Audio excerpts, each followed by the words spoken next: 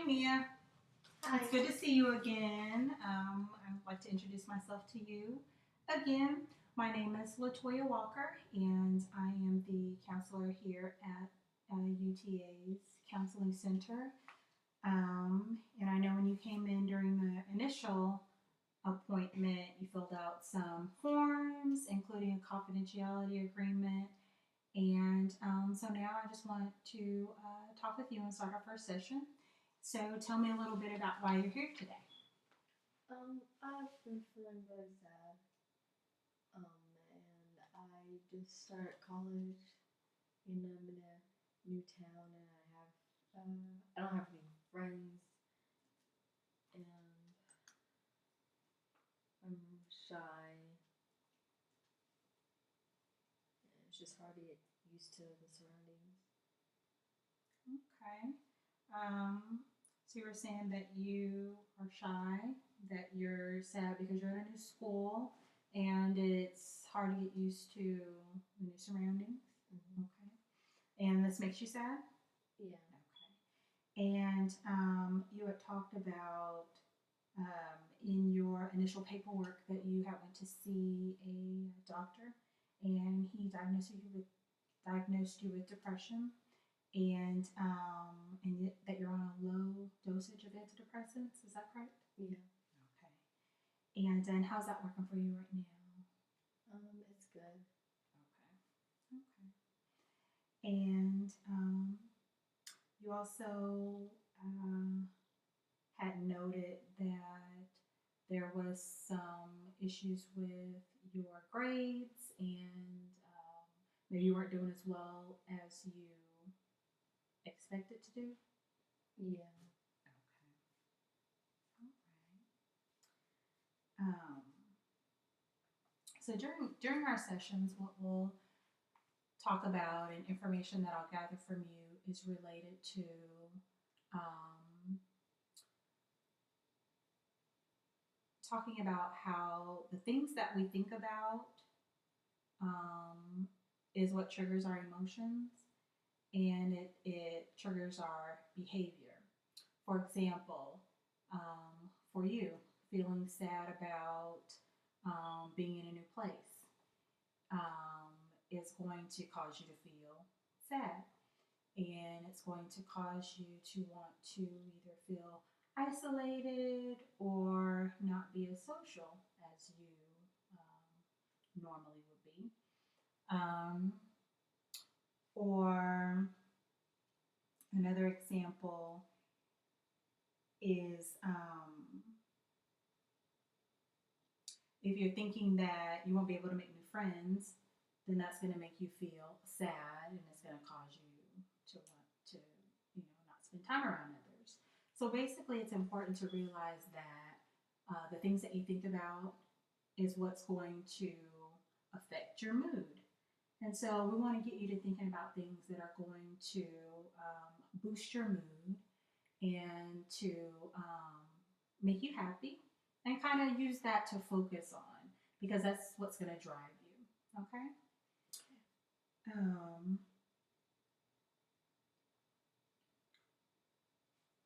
Let's see.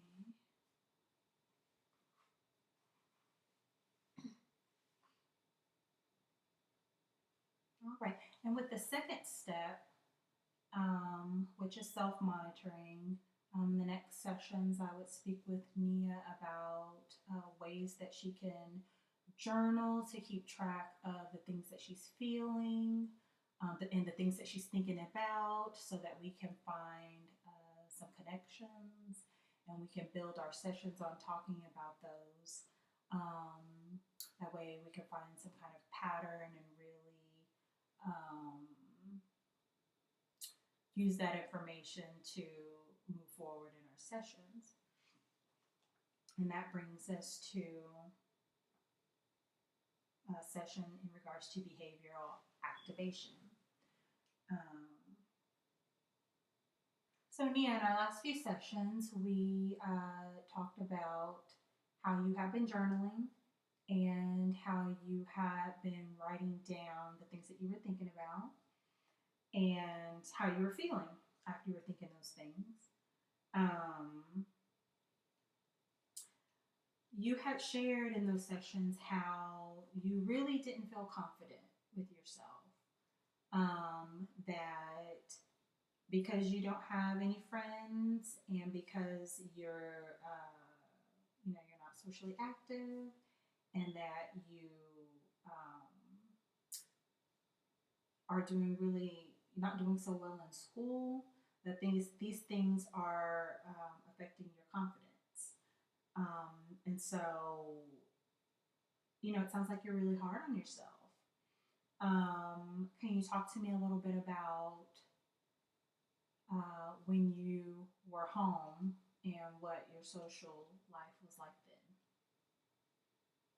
Um, like things we did. Mm-hmm.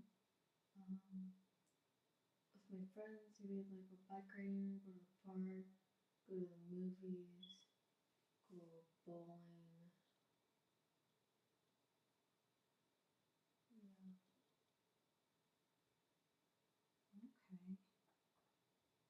Okay. And have these been any things that you've been able to do at all while you've been here? Um, well, no, not really. We were also going on trips too, but I didn't really get to go on them anymore Okay. because I'm busy with studying homework. Okay. And you were saying that you don't get a chance to go home often, right? Yeah. Okay. And so it sounds like not being able to be as social as you usually are, and not being able to spend time with people that you really enjoy, um, keeps you just kind of being isolated and at home. Um, let's see. How about if we talked about some things that you could do now that you could, find some joy in? What's some things that you talked about some things that you did while you were back home with your friends. Is there anybody here that you have, that you know of that could be a potential friendship? Like right now at the college. Mm-hmm. I've been talking to this girl, Trini.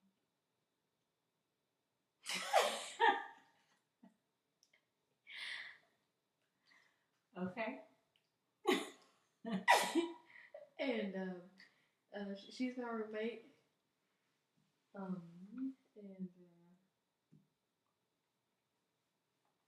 I would like talk to her, and she would show me around.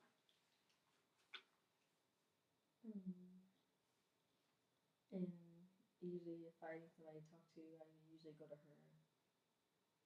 She's like the only good friend I have. Okay. Um,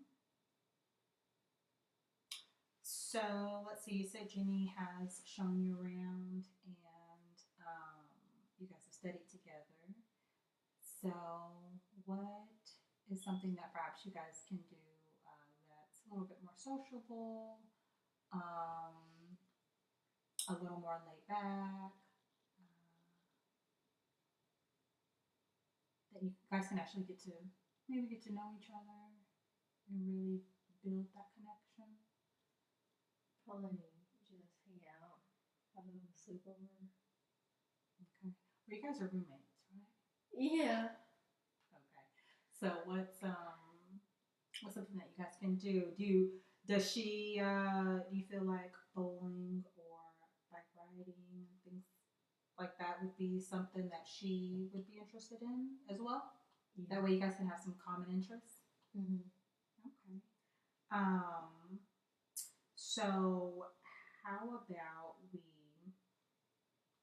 before our next session, that could be something that you can do is plan a outing with Jenny and pick an activity and do it. That way, when we meet up next time, we can talk about that a little bit more. Okay. Okay. All right.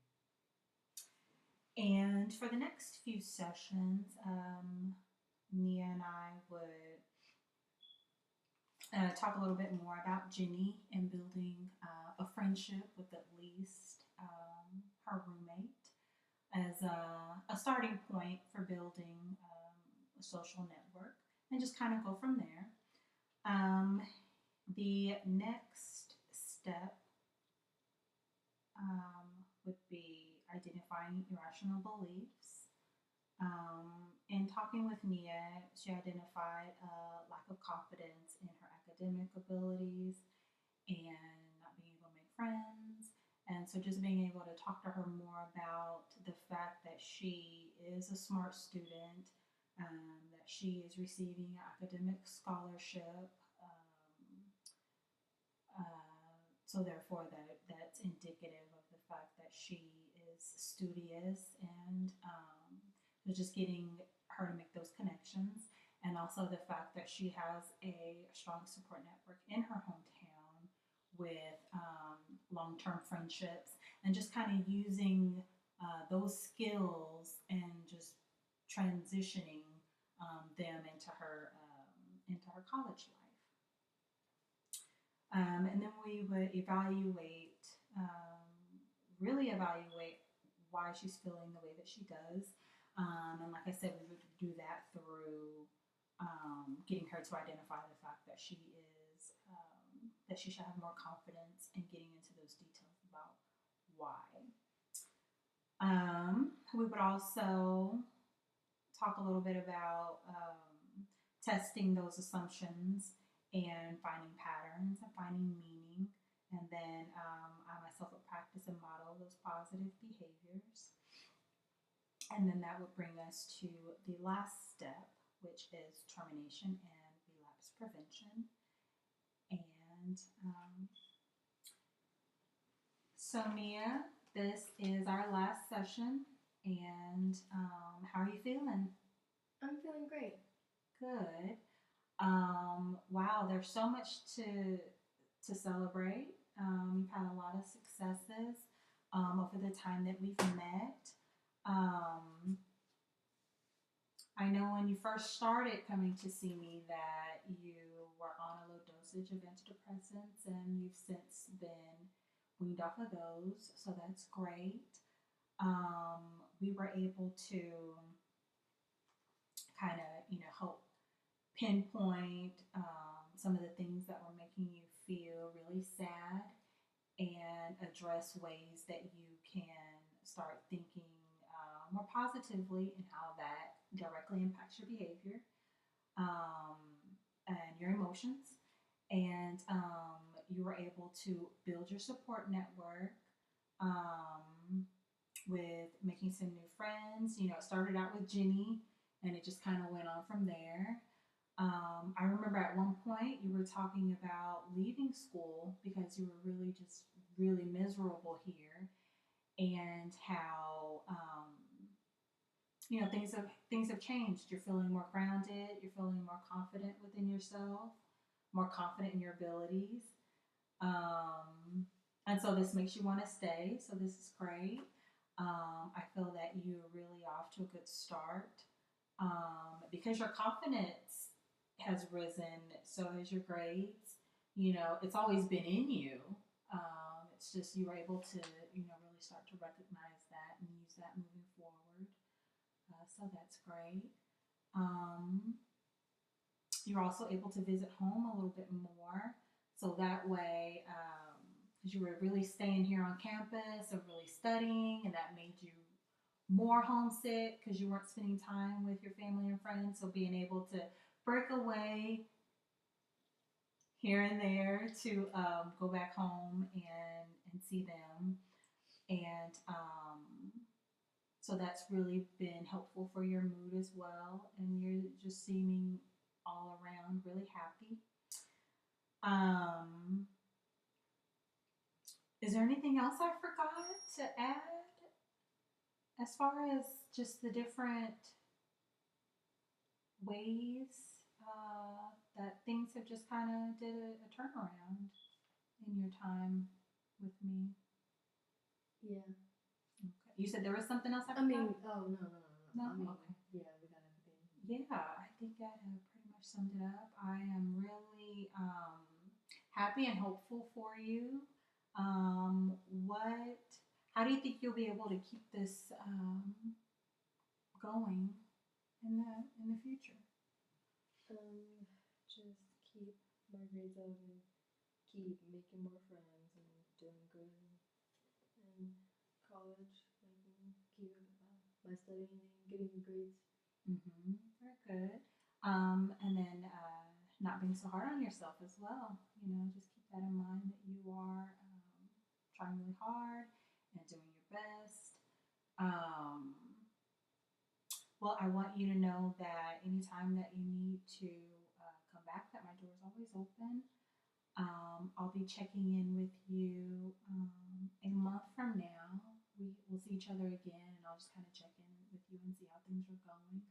Because we'll see each other on a monthly basis for a couple of months, and then we'll just kind of move forward from there. It's been a pleasure working with you, and I'll see you next month.